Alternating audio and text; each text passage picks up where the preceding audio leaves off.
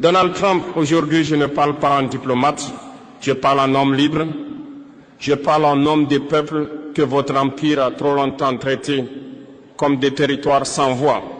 Ce que vous appelez la capture de Maduro, nous l'appelons un enlèvement politique. Ce que vous appelez la loi, nous l'appelons le terrorisme d'État. Oui, terrorisme d'État.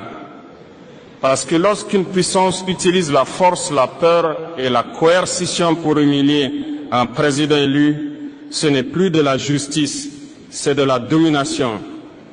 Monsieur Trump, écoutez bien, quand un président africain est renversé, vous appelez cela une transition. Quand un président latino-américain est capturé, vous appelez cela une opération. Mais quand vos intérêts sont menacés, vous appelez cela la démocratie. Deux poids, deux mesures. Toujours, aujourd'hui, Maduro. Demain qui? Aujourd'hui, c'est le Venezuela. Hier, c'était l'Irak. Avant-hier, la Libye. Et demain, ce sera n'importe quel pays qui ose dire non. Vous voulez faire croire au monde qu'aucune nation n'est souveraine sans votre permission. Mais je vous le dis clairement, un président n'est pas une proie. Un État n'est pas une chasse gardée. Un peuple n'est pas un troupeau. Ce que vous avez fait au Venezuela n'est pas un message envoyé à Maduro. C'est un message de menace envoyé à tous les peuples libres. Monsieur Trump, vous avez franchi une ligne.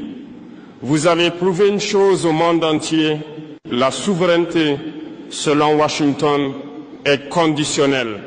Conditionnelle à l'obéissance, conditionnelle au silence, conditionnelle à la soumission. Mais l'Afrique regarde, l'Amérique latine regarde, Haïti regarde, le monde regarde.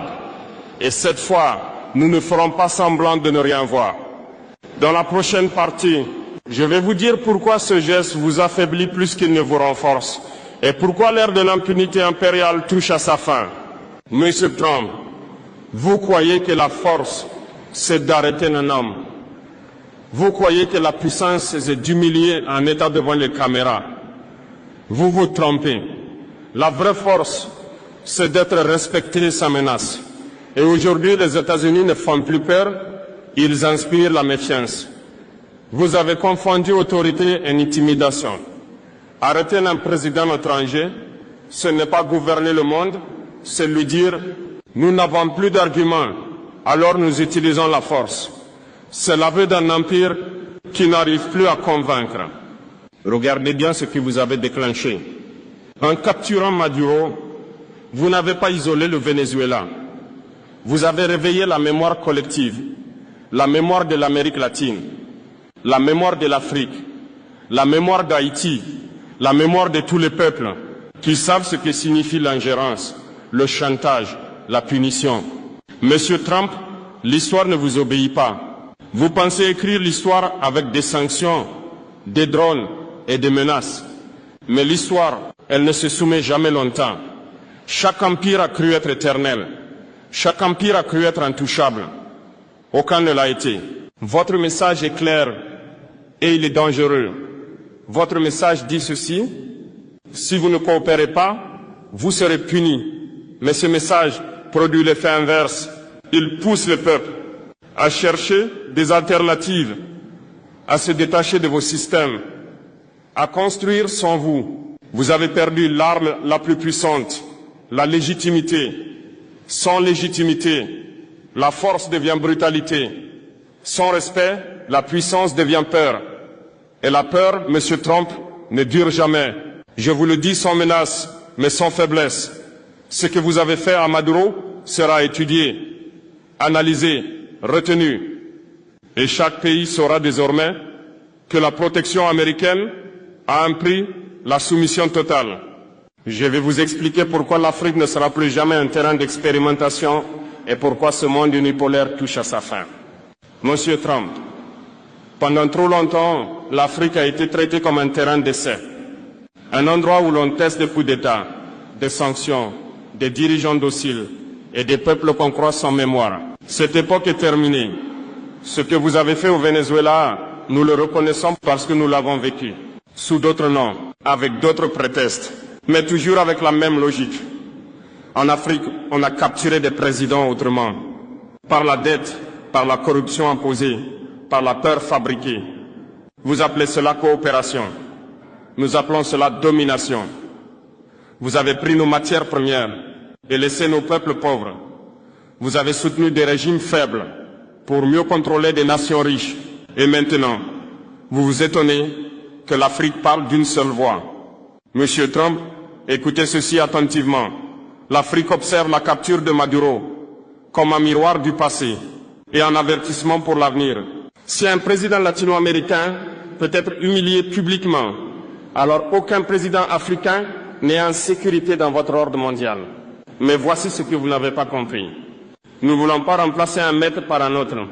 Nous ne voulons pas changer de chaîne. Nous voulons les briser.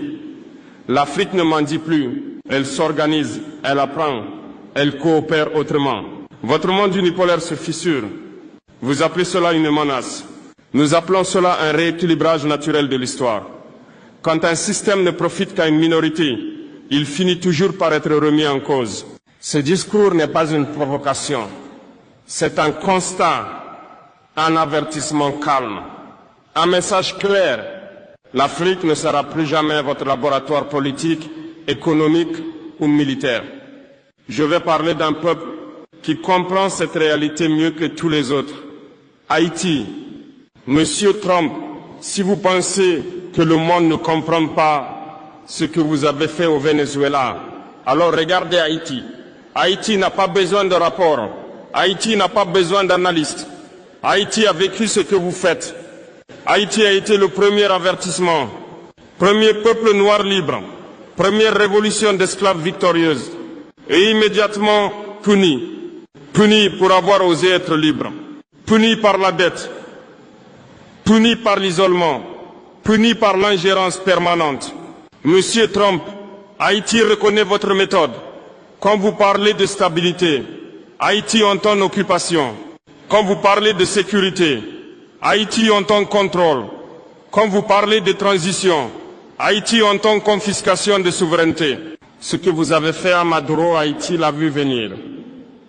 Parce que le scénario est le même de légitimer, asphyxier, isoler puis frapper. Toujours au nom du bien, toujours au nom de la démocratie, mais jamais avec le consentement des peuples. Haïti n'est pas faible. Haïti est entravé. Ce pays n'a jamais été autorisé à respirer librement, à choisir librement, à se reconstruire sans tutelle. Et pourtant, malgré tout, Haïti tient encore. Monsieur Trump, comprenez ceci. Quand vous humiliez Maduro, vous rouvrez une blessure haïtienne. Quand vous niez la souveraineté du Venezuela, vous confirmez à Haïti qu'elle n'a jamais été considérée comme égale. Mais l'histoire a une mémoire. Les peuples que vous croyez brisés sont souvent ceux qui finissent par inspirer les autres. Haïti n'est pas un échec. Haïti est un avertissement ignoré. Monsieur Trump, ce que Washington craint le plus n'est ni un pays, ni un président, ni une armée. Ce que vous craignez, c'est l'unité. Diviser pour régner, votre vieille méthode. Pendant des décennies, vous avez opposé l'Afrique à l'Afrique, l'Amérique latine à elle-même, les Caraïbes à l'isolement. Toujours la même stratégie. Diviser, affaiblir, contrôler. Mais quelque chose a changé. Aujourd'hui, les peuples se parlent. Ils comparent leurs histoires. Ils reconnaissent les mêmes blessures.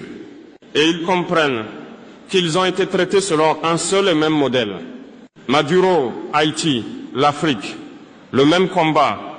Ce n'est pas une question de dirigeants. Ce n'est pas une question d'idéologie. C'est une question de dignité collective. Quand vous capturez Maduro, vous ne défiez pas seulement le Venezuela. Vous provoquez l'Afrique, Haïti, l'Amérique latine et tous ceux qui refusent désormais la soumission déguisée. Je ne parle pas de guerre. Je parle d'alignement moral, d'intelligence collective, de refus coordonné, de l'humiliation. Et cela, aucune armée ne peut l'arrêter. Je dirais clairement ce que signifie résister sans se détruire et pourquoi la peur change enfin de camp. Monsieur Trump, l'époque des ordres est terminée. Le monde n'est plus unipolaire. Les peuples n'attendent plus la permission pour coopérer. Ils créent des ponts sans vous demander l'autorisation. Ils échangent sans vos sanctions. Ils construisent sans vos conditions. Monsieur Trump, vous avez appris au monde que résister signifiait se battre, se déchirer, se sacrifier. C'est faux. La résistance moderne n'est pas le chaos. Ce n'est pas la violence. Ce n'est pas la haine. La vraie résistance est intelligente. Résister, c'est refuser les règles injustes sans tomber dans les pièges. C'est produire ce que l'on consomme. C'est décider sans tutelle. C'est coopérer sans permission. Vous avez gouverné par la peur, sanctions, liste noire, menaces économiques, pression diplomatique. La peur a été votre arme principale. Mais voici ce que vous n'avez pas compris. La peur fonctionne jusqu'au jour où les peuples n'ont plus rien à perdre. Et ce jour est arrivé. Quand un pays comprend que l'obéissance ne le protège pas, il cesse d'obéir. Quand un peuple voit qu'un président peut être capturé malgré les concessions, il comprend que la soumission est inutile. Résister, c'est se renforcer. Ce n'est pas se fermer au monde. C'est choisir ses partenaires. Ce n'est pas s'isoler. C'est se libérer du chantage. La résistance moderne est économique, culturelle, mentale.